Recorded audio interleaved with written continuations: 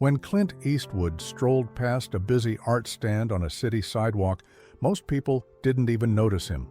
Just another passerby, just another face in the crowd. But when he stopped, picked up a painting, and quietly listened to the girl in front of the stand, everything changed. Because this wasn't just any artist, Sophie Carter was fighting for more than just recognition. She was painting to save her own life. And what happened next became an unforgettable moment. Because in true Clint Eastwood style, he didn't just buy a painting, he changed her future forever. It was a dim, sterile room where the fluorescent lights above hummed softly, casting a pale glow over the white walls. The smell of antiseptic clung to the air, mixing with the faint beeping of monitors from the next room. Sophie Carter sat on the crinkled hospital bed, her hands curled into tight fists in her lap. Across from her, Dr. Patel adjusted his glasses, his expression carefully neutral. Sophie already knew what was coming. She had heard this tone before, gentle, practiced, the kind doctors used when they were about to deliver bad news. "The treatment is working," he said, a small glimmer of hope in his voice. "But you'll need at least 2 more rounds of chemo." Sophie barely flinched. She was used to this routine, the pain, the sickness, the exhaustion. It had become part of her life now. What she wasn't used to was what he said next. "I understand your family is struggling with the costs. Unfortunately, without insurance coverage for the next round, the out-of-pocket expenses will be..." He hesitated, then sighed. "Substantial." Her mother let out a shaky breath beside her. Sophie didn't need to look at her to know she was fighting back tears. The medical bills had already drained them dry. Their savings were gone. The last round of treatments had pushed them to the edge, and now this? For the first time in a long time, fear crept into Sophie's chest, not of dying, but of watching her parents lose everything trying to save her. The drive home was silent. Her mother gripped the steering wheel so tightly, her knuckles turned white. Her father's voice had been hoarse when he told her everything would be okay, but Sophie could hear the lie in it. That night, lying in bed, she stared at the ceiling, heart pounding. She refused to be a burden. She refused to let her parents drown in debt because of her. And that's when it hit her. It had always been her escape, her passion. If she could create something that mattered, something people wanted to buy, maybe she could fight back in her own way. By morning, Sophie had made up her mind. She wasn't going to wait for a miracle, she was going to make one. The first stroke of paint always felt like magic. The brush glided over the canvas, leaving behind soft blues and bold strokes of orange, the colors bleeding together to form something new, something alive. Sophie sat on a foldable stool, her art stand set up on a bustling downtown sidewalk. The small wooden table in front of her was covered in neatly arranged canvases, each one a piece of her soul. Her mother had helped her set up the stand that morning, but the rest was up to Sophie. It had been her idea, after all. She had spent the last week pouring every ounce of energy into her paintings, knowing this wasn't just about art anymore. It was about survival. If she could sell enough, if people saw value in what she created, maybe, just maybe, she could afford the treatment that could save her life. But hope was a fragile thing. Pedestrians walked by, some glancing her way, others barely noticing. A woman in a navy blazer slowed for a second, admiring a canvas before shaking her head and moving on. A man in sunglasses and a tailored suit stopped long enough to read the small handwritten sign in front of her booth, "Original Art, Funding My Cancer Treatment." His mouth pressed into a tight line. Then he turned and walked away. Sophie exhaled slowly, gripping the edge of the table to steady herself. The heat of the afternoon pressed down on her, making her dizzy. It had been hours, and she hadn't sold a single piece. She reached for her water bottle, hands trembling slightly as she took a sip. Fatigue gnawed at her bones, a cruel reminder of what she was up against, not just the world, but her own body. But giving up? Not an option. She forced a smile as an elderly couple approached, the woman's eyes bright with curiosity. "These are beautiful," she murmured, running her fingers lightly over the edge of a canvas. It was a piece Sophie had poured her heart into, a vast desert sky, painted in deep purples and streaks of gold. "How much for this one?" Sophie swallowed. $80? The woman shared a glance with her husband, who nodded. "We'll take it." For a second, Sophie didn't move. She had rehearsed this moment in her mind, but now that it was happening, she felt frozen. Then, as the woman handed her the cash, something inside Sophie cracked open. The first sale, her first victory. She held on to that feeling as she packed the painting into a paper bag. The couple walked away, leaving Sophie with $80 and a renewed sense of purpose. Maybe she was just one girl selling art on a street corner, but she was fighting, and she wasn't done yet. The city was alive. Street musicians strummed guitars on the corners, their melodies blending with the distant hum of traffic. Tourists wandered past, snapping photos of murals painted on the sides of old brick buildings. Businessmen, glued to their phones, brushed by without a second glance. Sophie sat at her small table, hands resting on her knees, watching the world move around her. It was strange, really, being surrounded by so many people, yet feeling invisible. She had sold one painting so far. One. Every time she saw someone glance her way, hope flared in her chest. Maybe this time, maybe this person would stop, admire her work, see her not as a girl begging for charity, but as an artist. Most didn't. Some slowed their pace, their eyes flicking to the canvases before walking on. Others barely noticed her at all. And then there were the ones who did stop, but only to offer pity, not support. A middle-aged woman in a floral dress sighed as she read Sophie's sign. "Oh, honey," she murmured, voice thick with sympathy. "I wish I could help, but I just don't have the money." Sophie smiled politely. "That's okay. Thank you for stopping." The woman lingered, her gaze heavy. "You poor thing, you must be so brave." Brave. That word again. She had heard it so many times since her diagnosis, but it never felt right. She wasn't brave. She was desperate. She was tired. Still, she nodded, let the woman offer her soft words, then watched her walk away, just like the others. Not long after, a different kind of customer showed up. A man in a leather jacket, sunglasses perched on his head, sauntered up to her stand. He eyed the paintings for a moment before letting out a low, amused scoff. "Nobody buys real art anymore, kid," he muttered. "You should try selling prints, or I don't know, TikTok commissions." Sophie's hands clenched into fists.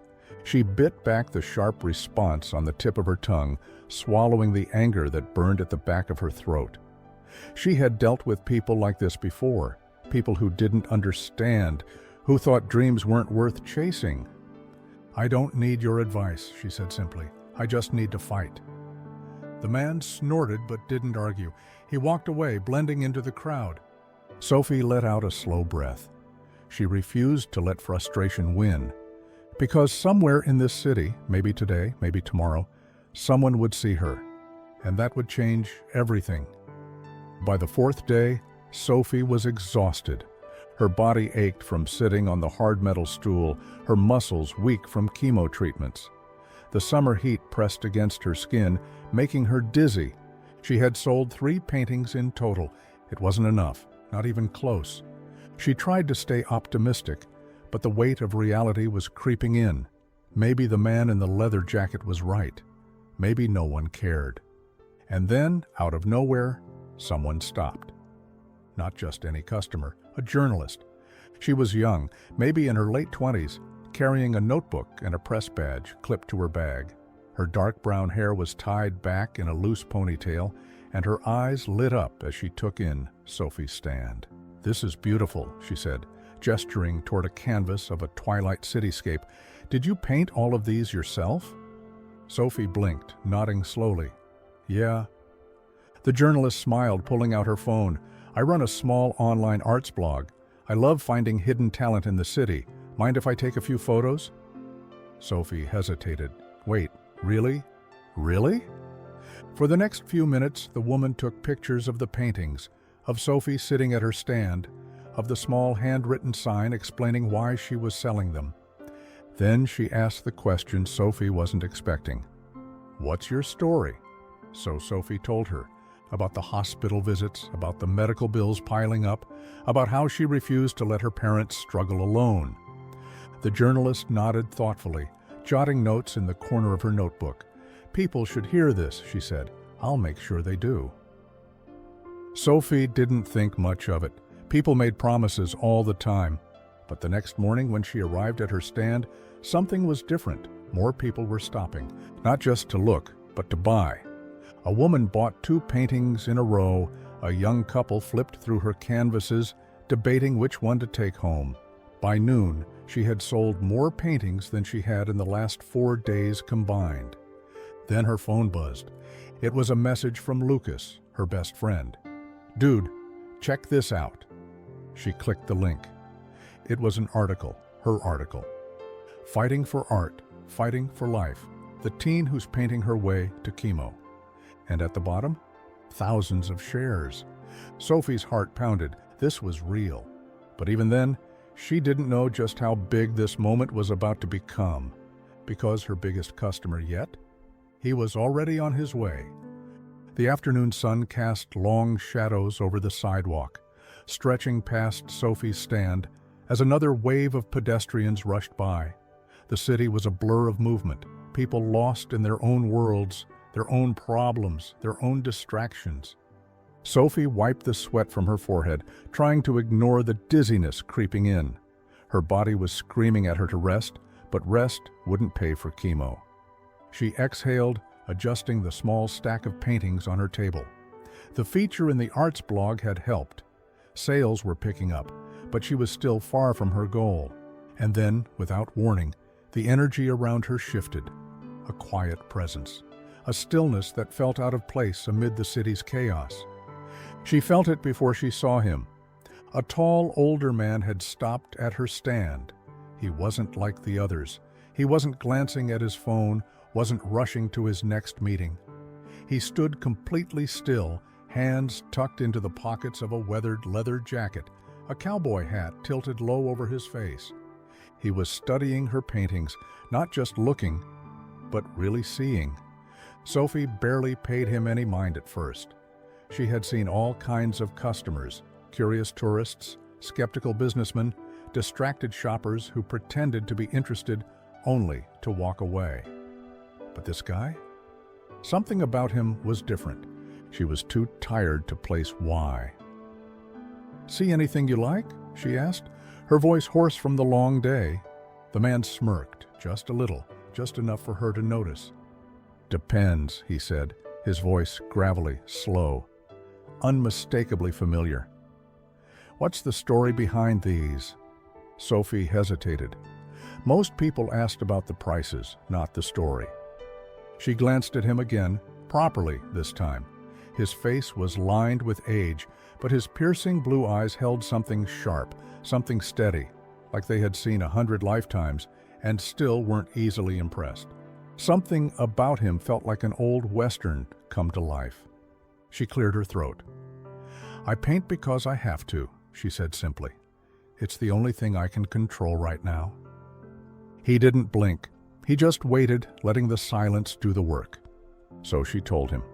About the diagnosis, about the ticking clock the doctors had given her, about how every brushstroke, every sale, wasn't just about survival, it was about taking back her life. And when she finished, the man didn't offer sympathy. He just nodded. And then he reached for a painting. The man lifted a black and white canvas from the table, tilting it slightly in the light. It was one of Sophie's favorites, a vast desert landscape, the silhouette of a lone cowboy standing in the distance. The contrast between light and shadow, the endless sky above, it had taken her weeks to perfect. The man studied it carefully. Then, with a slow nod, he spoke. "I'll take this one." Sophie barely reacted at first. She had done this a dozen times before, customers picking a piece, handing over cash, walking away without a second thought. She swallowed, running a hand through the back of her short-cropped hair. Okay, it's $200. The man didn't even reach for his wallet. Instead, he pulled out a checkbook. Sophie blinked, thrown off by the unexpected gesture. No one carried checkbooks anymore.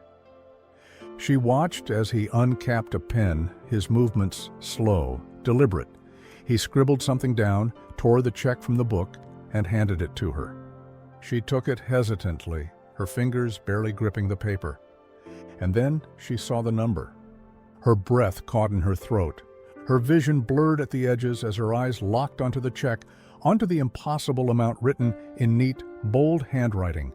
Not $200, $50,000. Her hands started to shake. "This," she whispered, barely able to form words, "this can't be right." The man smirked, tilting his hat back slightly, finally revealing his face fully. Sophie's heart stopped. Clint Eastwood, the legend, the icon, the man whose films her dad had made her watch growing up, the man whose stare alone had defined generations of cinema. And here he was, standing in front of her, buying her art. No, changing her life. She couldn't breathe. She started, shaking her head in disbelief. I can't take this." Clint's eyes didn't waver. "It's not charity," he said. "It's a damn good painting." Sophie felt like the ground beneath her had disappeared. People were staring now. The few pedestrians nearby had taken notice, their whispers growing louder. Someone pulled out a phone, snapping a picture. But Sophie didn't care about the crowd. She looked at Clint, really looked at him, and saw something deeper in his expression. A quiet understanding. He knew what it meant to fight for something. He had spent his life doing it. And now, in the middle of a busy street, he had just given her a chance to keep fighting too. Her hands clenched around the check. For the first time in a long time, Sophie felt something she hadn't felt in months. Hope. And the craziest part? This was only the beginning. Sophie's world tilted. She stared at the check in her trembling hands, her mind struggling to catch up with what she was seeing. Not $200, not $2,000, $50,000. Her breath hitched, her fingers tightening around the paper like it might slip away if she didn't hold on. The city noise faded, the rush of pedestrians, the distant honking of cars, the hum of street musicians, it all blurred into a dull, meaningless hum.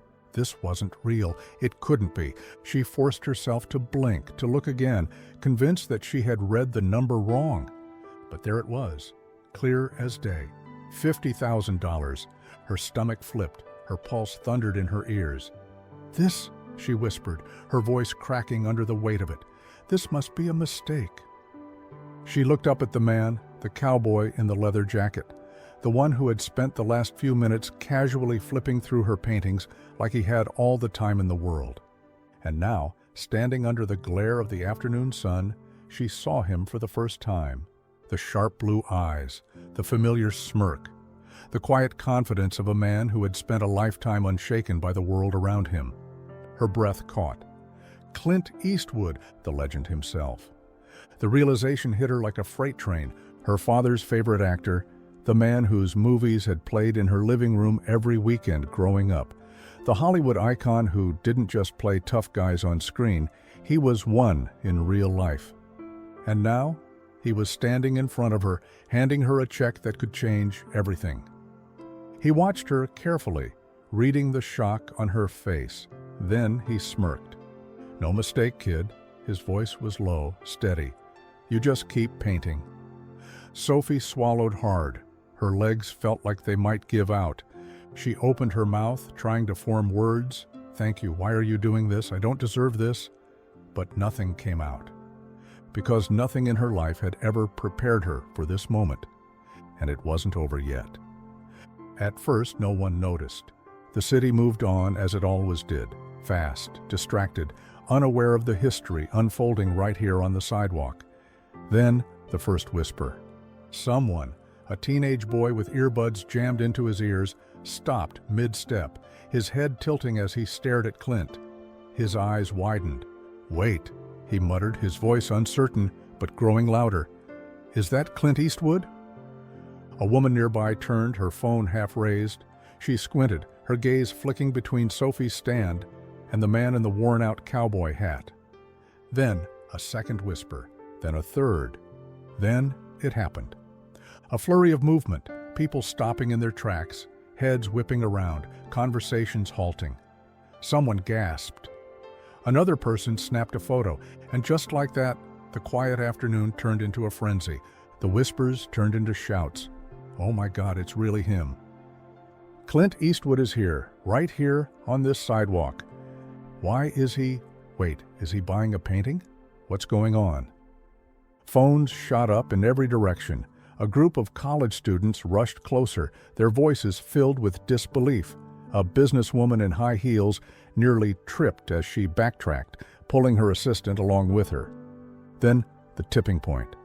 A man in a suit, someone who had walked past Sophie's stand earlier without a second glance, turned back around. "What's happening?" he asked, stepping closer. He looked at Clint, then at Sophie, then at the stack of paintings. His eyes darted to the check still clutched in her shaking hands. He saw the number. His jaw dropped. "Wait, he just bought a painting?" he blurted out. Another woman gasped. "For $50,000? That was it." The crowd exploded. People swarmed Sophie's stand, their eyes darting between her and Clint, trying to make sense of what they were witnessing. And then, the wildest thing happened.